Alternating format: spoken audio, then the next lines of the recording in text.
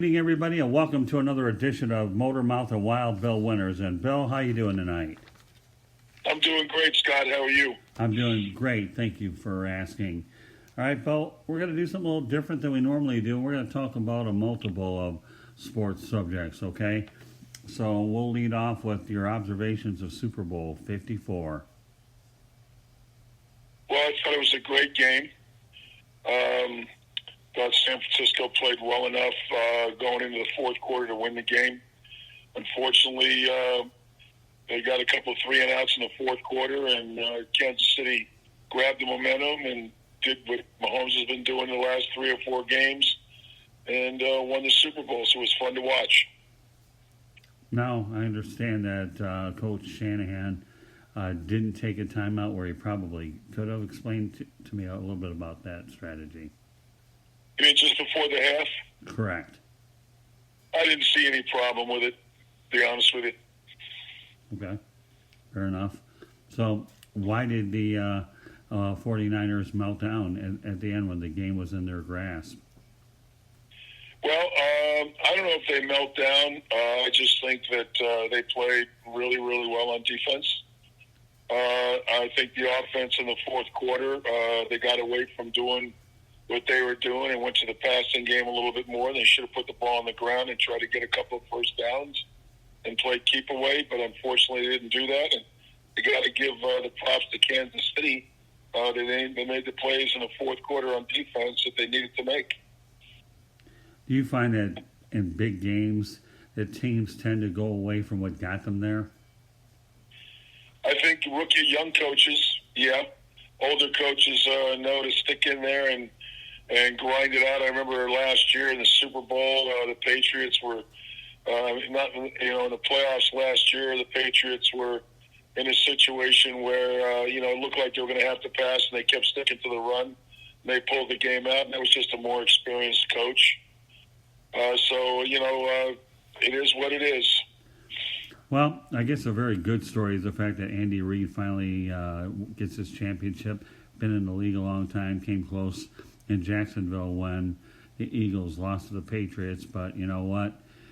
He breaks a long drought in Kansas City history, over 50 years without a Super Bowl. So kudos to Andy Reid, Bill. Yeah, it took him over 20 years, and I'm happy for him. Yeah, it really did. And, Patrick Mahomes is just young.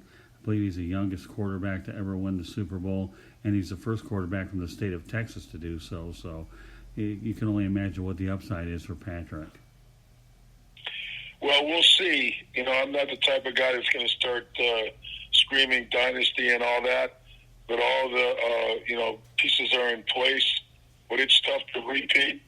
They were saying the same thing about Aaron Rodgers when he won, and he's never gone to another Super Bowl. And there's been a few other quarterbacks, Marino, the same way. So, don't talk about it, be about it. But things look really, really good for Kansas City moving forward because they got the pieces in place. And Mahomes is only 24 years old, and he's already done it. So, we'll see. Okay. A lot happens.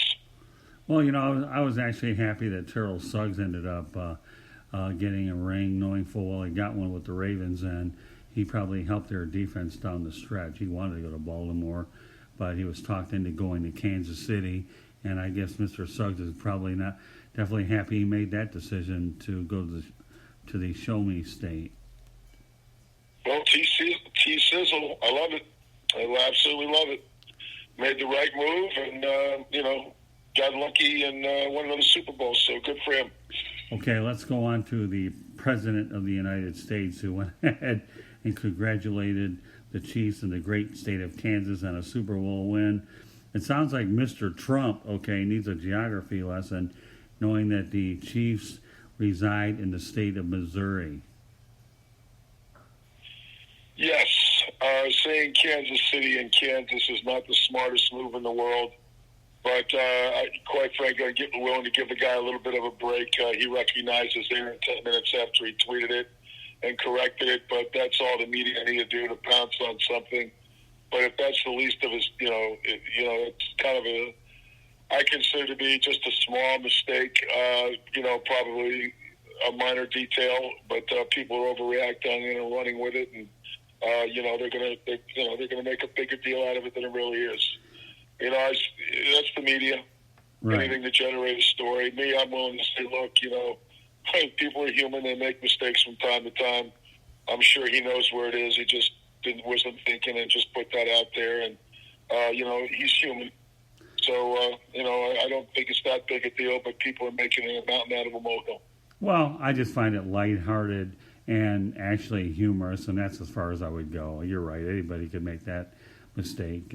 Kansas City, Kansas, and then there's Kansas City, Missouri, and of course, I don't know how many people know, but the Kansas Motor Speedway that's utilized for NASCAR events does happen to be in Kansas City, Kansas. But yeah, it's okay. I view it as nothing more than a lighthearted moment, and I'm actually happy for the whole Kansas City area on both ends of the border that they can all celebrate in this title. It's not a very big market, but the best part about the National Football League is that you don't have to be big market, small market, considering the way things are. But yeah, I guess in summary, Bill, I'll give the President of the United States a mulligan on it and look at it as a lighthearted, humorous moment. And that's as far as I would take it. And by the way, just so you know, the media, say what you want, but you're a member of it now, my man. So, but not in the ways that other people are. Yeah.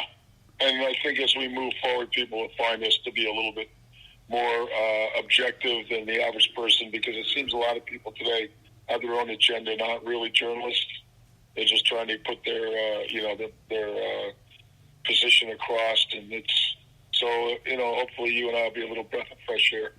That's the goal, anyways. All right, let's go on to one of the biggest conferences in college football, and that being the Southeastern Conference, as they announced that their average payout of $44.6 million per school. Everybody knows that the Southeastern Conference is certainly one of the top conferences, if not the top conference in the country. We all know that they crank out national championships like the auto industry cranks out automobiles. And, basketball is adequate. Football is a machine. So, I guess when you look at schools like Texas A&M that left the Big 12, I guess, to make the move over to the Southeastern Conference, they're just an example. What are your thoughts of the Southeastern Conference overall in general? Well, first of all, without a doubt, it's the best football conference. It's pretty close to being the best basketball conference. But really what you're looking at is a huge disparity in the haves and the have-nots. Just like a lot of things in this country, we're the middle class is sort of being pushed around, and we're getting a great separation between the wealthy and the poor. That's not always good. And in this case, with the SEC, we're looking at a conference that's doling out a lot more money probably than a lot of other conferences, which means they're going to have better facilities, better recruiting, better coaches, just better everything, because that's what the money is buying them. And they're probably going to corner the market on the talent there because of that. And I don't think that's necessarily fair, but that's just the way it is. Yeah, they're frankly good. And I'll tell you what, any Southeastern Conference school that doesn't want to play a major non-conference opponent, I tend to look the other way a little, because, it doesn't hurt for them to have maybe a soft opponent or two, considering what they have to deal with. And I can say the same a little bit about the Big Ten, since I'm from that part of the country. But when I talk about softer opponent, I realize some like to have rivalries outside, but I actually tend to give the SEC a little bit of a pass in that area. Well, it's getting to the point now where even the real powerful teams that are fighting for the national championship every year can't even put any cupcakes on their schedules. They've got to start scheduling teams that are really, really tough, even in non-conference games, just to be able to get into the top four in the college playoffs. So, that's exactly what's going on out there. Yeah, all right, let's talk a little bit about some of the best SEC non-conference games that you like to see. Let's just have some fun with this, Bill. The one that I like to see is Miami against Florida. Yeah, that's never going to happen. What do you mean? Miami, the Hurricanes take on Florida every now and then in a rivalry game. But it's just not going to be in football. Right. They can't schedule it. Well, they have in the past. They just don't schedule it as Yeah, but they got away from it because it was interfering with the amount of money they were making. Oh, yeah, I agree. Of course, if you're lucky enough, you'll see these two rivals in a bowl game. But I don't think Florida's worried about Miami because that program hasn't been relevant in quite a while. So tell me some other interesting matchups with Southeastern Conference opponents versus elite non-conference opponents. That's a good one. I don't know.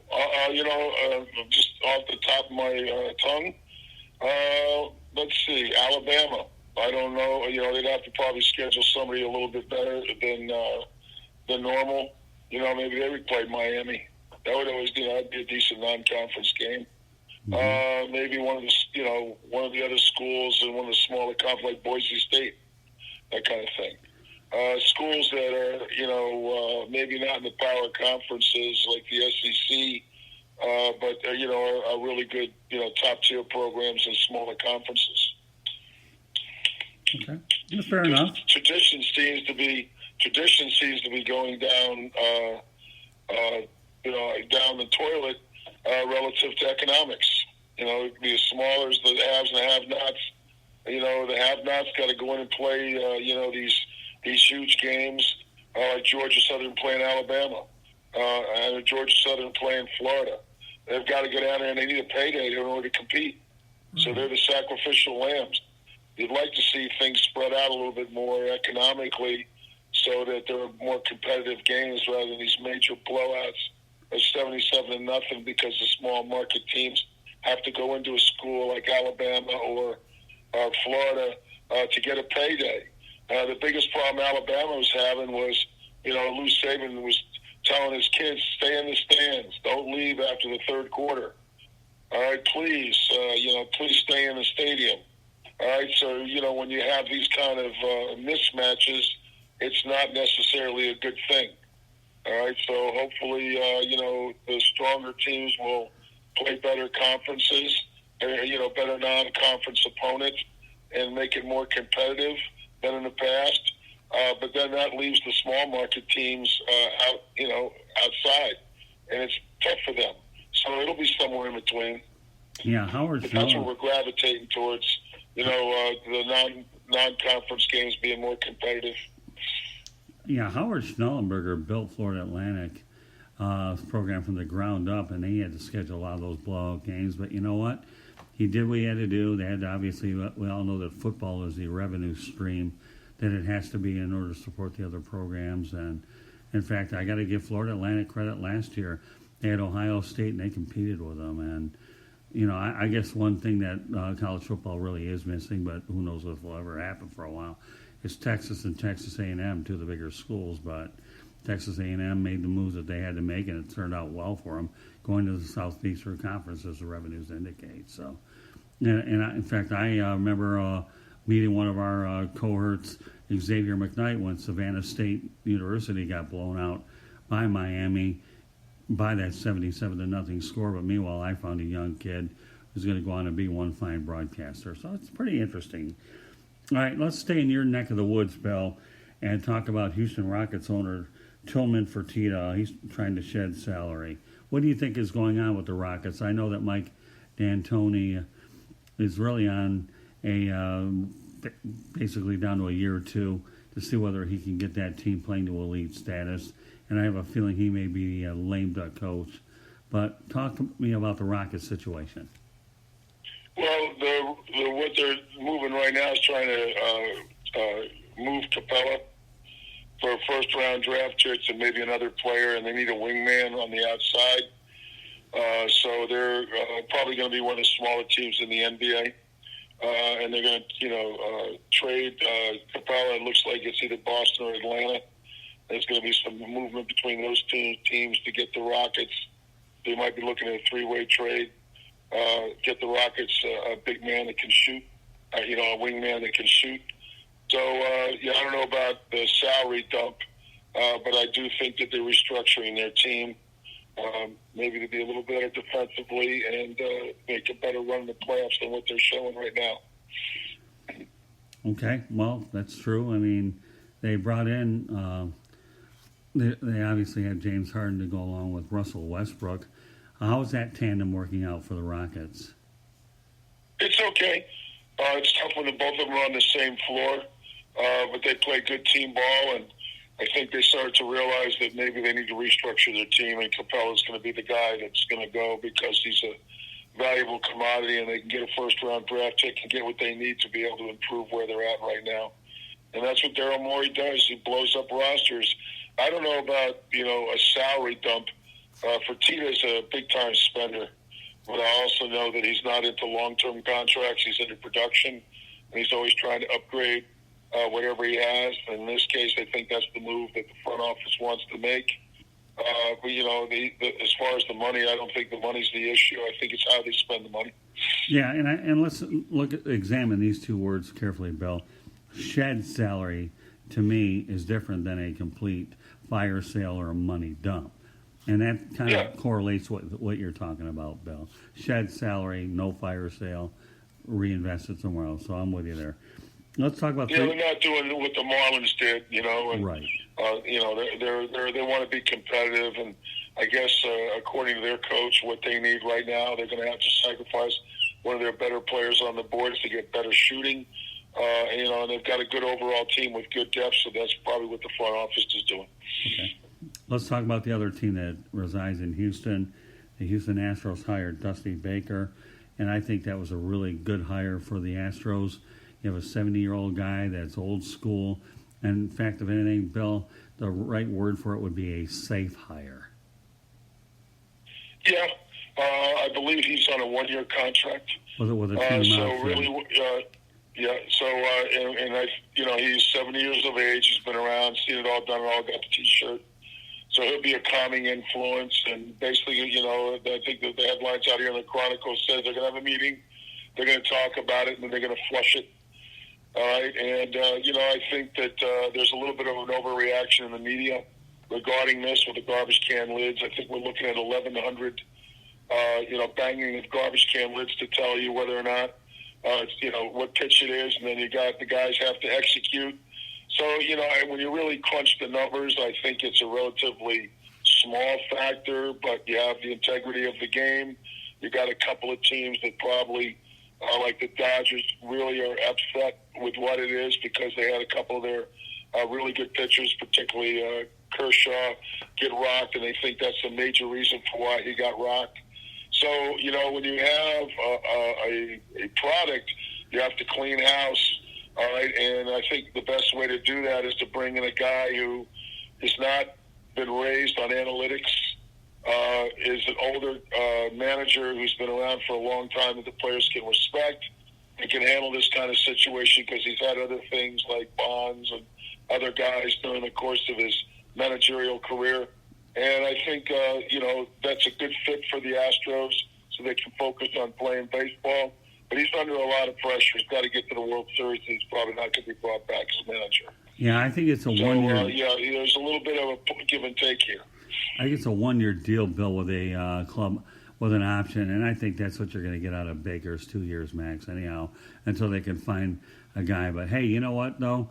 Dusty Baker is indeed, Bill, a calming influence, and I think that's what that organization needs, without a doubt. So you nailed it right on the money there. Plus another top-line pitcher. And they got to replace a couple of guys that they lost. Right. All right, so, it's like anything else. Every year it's right back to the well, build your team, put it out there, and do the best you can. But they have a great core team, and, they're going to have to overcome some what I consider to be artificial media hype over something that I think was serious, but not as serious as people are making it out to be. Because I believe there's a lot of teams out there doing it. All right, and, the Astros and the Red Sox were the two teams that get caught. I'm sure the Cardinals, have something to do with it as well because they have a relationship of guys going to prison, stealing stuff from the Astros and yada, yada. Right. So, it's not like they're the only team that's out there, gilding the lily. I deal in reality, so I'm sure that the Astros aren't the only geniuses out there that were doing it. Right. But, we have a media right now that's hypersensitive to almost everything. It doesn't matter whether Trump's walking up the staircase to an airplane with a piece of toilet paper on his foot or wearing a red tie all the time. It's just anything to generate revenue. And I just think that, that pendulum is so far to the left right now. They're all about money. Right. They're all about image. They're all about this. I mean, we could sit here and talk about whether Patrick Mahomes really deserved the MVP. Right. When you look, and quite frankly, he won it because he pulled it off in the fourth quarter, but you're also looking at it from a marketing point of view. So, he's a multiracial kid. He's 24 years old. He's the youngest guy to do it. And he's done it in the last couple of games. If you're talking about pure production, okay, and the guy that was carrying the rock for them and kept them in the game all the way to the end was the running back. Damian Williams. All right, Damian Williams. So, it's kind of funny sometimes how money kind of makes people, maybe make decisions that they are. I have no issue with Mahomes being the MVP, but, when you sit there and you listen to some of the guys that are analysts, that are quarterbacks that have been there, played in Super Bowls, are saying, really, this is the guy that should have won it, and you see why Mahomes won it. You kind of sit back and go, sometimes it's from a marketing point of view. And everything we're doing these days seems to be from that era. And I think that pendulum will kind of swing back in the middle a little bit as we, start to rectify that, maybe it's not all about the money. It's about giving people opportunities and balancing it out a little bit, having a little bit more about the athleticism of the game and not the economics. Well, Bill, I got to tell you, we might be able to make a broadcaster out of you yet, pal, because we went from Dusty Baker. You segued over to Damian Williams being an MVP.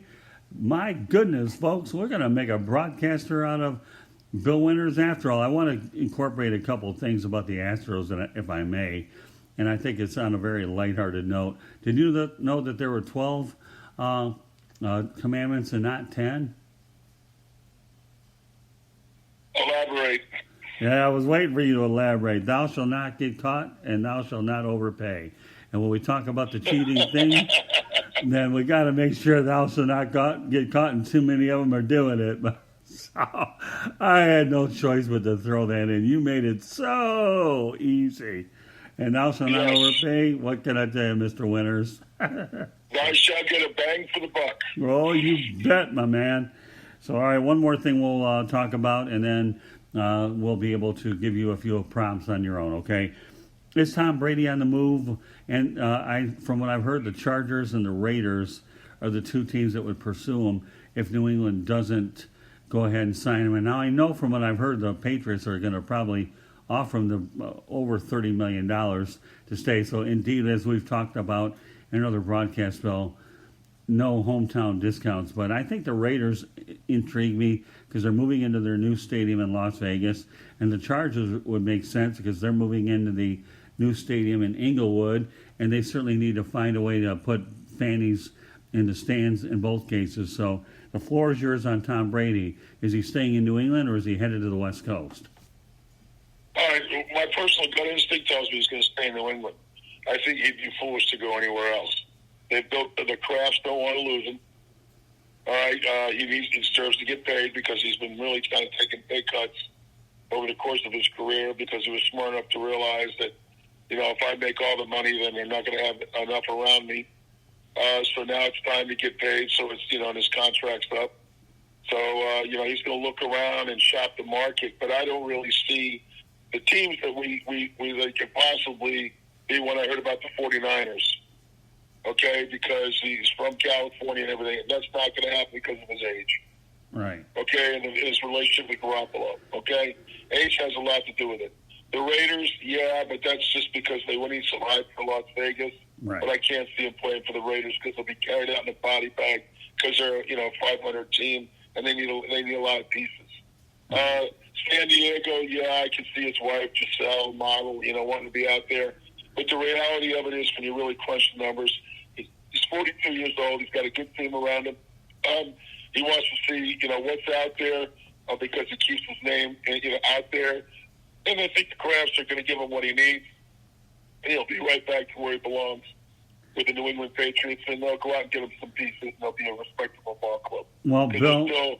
they still own that division. Well, just so you know, Donald Trump made a geography mistake when he said Kansas.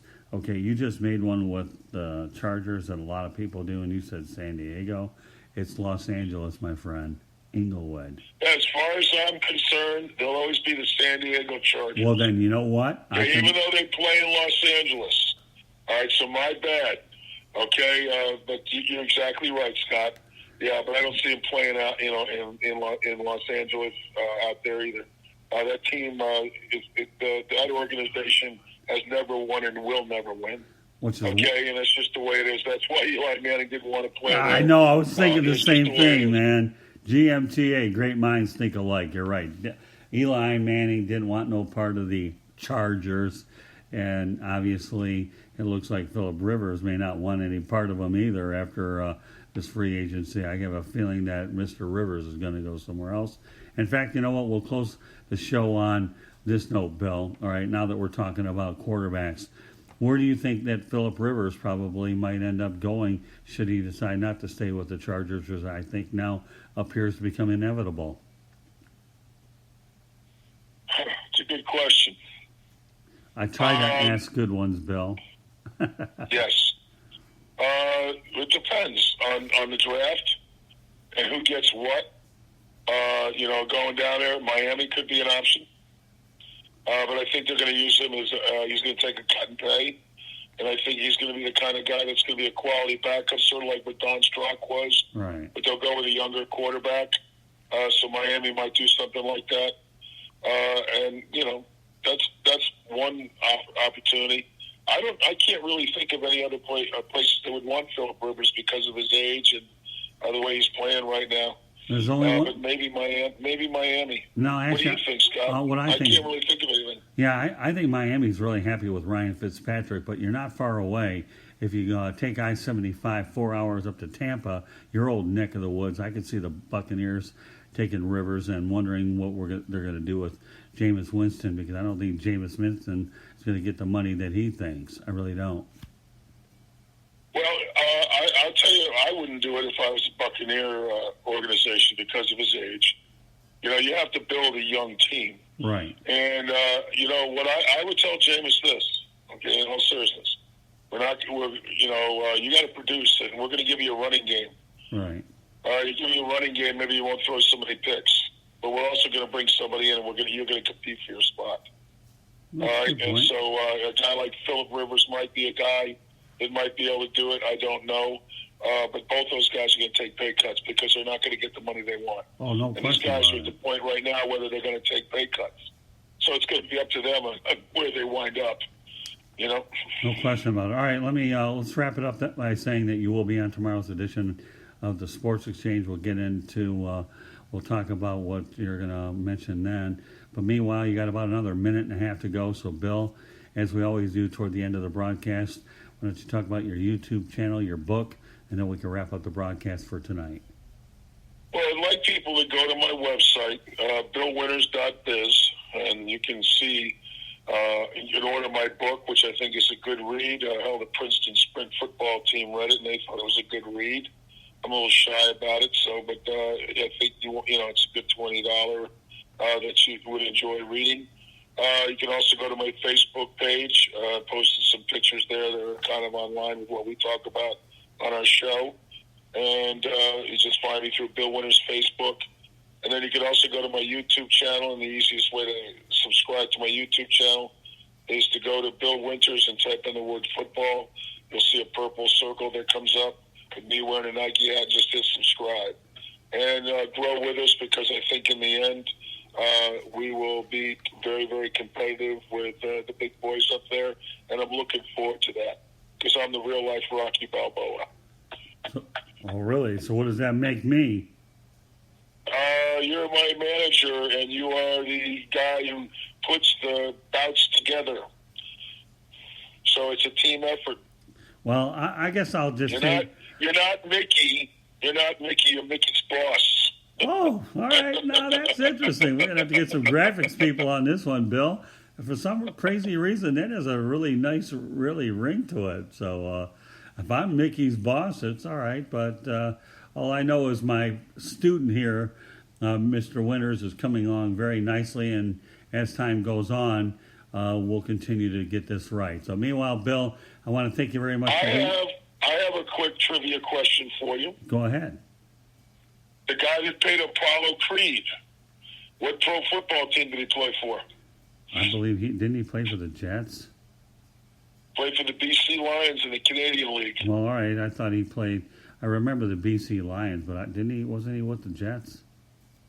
I don't think so. I don't know. I'd have to look back, but I do know about the BC Lions. So, but yeah, no, it's okay. I mean, hey, too bad the Detroit Lions couldn't use him, but that's for another story. So we'll leave it on a Lions note. But meanwhile, these two Warriors will be back on the Sports Exchange tomorrow night here in the South Florida Tribune Broadcasting Network. Just so you know, you can follow us on Twitter at Tribune South. If you go to Facebook, you can find the South Florida Tribune has its own page. Also, go to our website, www.southfloridatribune.com. We have a lot of great copy on there as well. And if you go deeper into the website, Bill Winters has a profile on his own, so you can get to know Wild Bill even more. So meanwhile, on behalf of Wild Bill Winters, my name is Scott Morganroth, the Motor City Mad Mouth, thanking you for joining us tonight, and we look forward to talking with you on another edition of the program. Good job, Bill, and we'll see if we can do better the next time. Good night.